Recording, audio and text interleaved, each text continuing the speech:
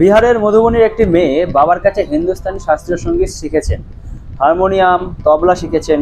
কোনো বড় মিউজিক লেভেলের হাত ধরে নয়, নিজের প্রতিভা আর অদম্য পরিশ্রমের জেরে সেই মেয়ে আজ 12টিরও বেশি ভাষায় গান, হিন্দি, মৈথিলি, ভোজপুরি, আওয়াধি, মাগাহি আর হ্যাঁ, বাংলাও, যদি তোর ডাক শুনে কেউ না আসে।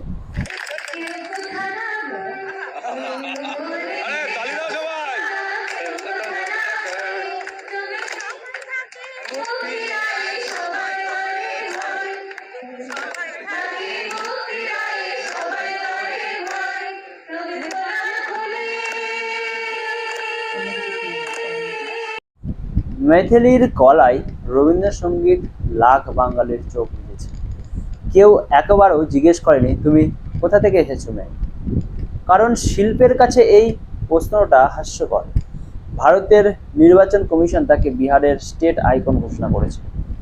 2021 সালে সঙ্গীত নাটক একাডেমির ওস্তাদ বিসমিল্লাহ খান যুব পুরস্কার পেয়েছে। 2024 সালে ভারত সরকার প্রথম ন্যাশনাল ক্রিয়েটার্স অ্যাওয়ার্ড পেয়েছে কালচার ক্যাটাগরিতে। আর 2025 সালে মাত্র 25 বছর বয়সে বিহার বিধানসভা নির্বাচনে 11,000-এরও বেশি ভোটের ব্যবধানে জিতে বিহারের সর্বকনিষ্ঠ বিধায়ক হয়েছে। এবার একটু তেতো কথা হয়ে যাক। বাংলায় একটা বিশেষ দল বছরের পর বছর বহিরাগত শব্দটাকে বিষের মতো ব্যবহার করে আসছে। বিহারি শ্রমিক বাংলায় ঘাম ঝরান, তিনি বহিরাগত। উত্তরপ্রদেশের মানুষ বাংলার মাটিতে পুজো করেন, তিনিও বহিরাগত। এই যে রাজনীতির নাম কি? এর নাম ভয়। ভোট ব্যাংক টিকিয়ে রাখার জন্য মানুষকে বিভক্ত করার রাজনীতি। কিন্তু মৈথিলি ঠাকুর তাদের একটা কথাই বলেন গানের ভাষায়। বিহারির মেয়ে বাংলার রবীন্দ্রসঙ্গীত গাইলেন, বাংলা তাকে বুকে টেনে নিল।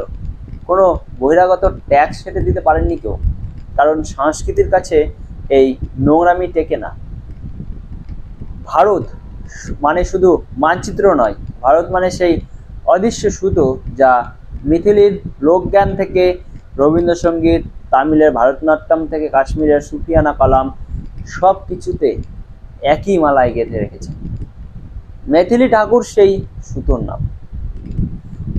আর যারা বহিরাগত বলে রাজনীতি করেন, ইতিহাস তাদের ডাস্টবিনে রাখবে। ভারত ভারতবাসী, এখানে সব রাজ্য সবার।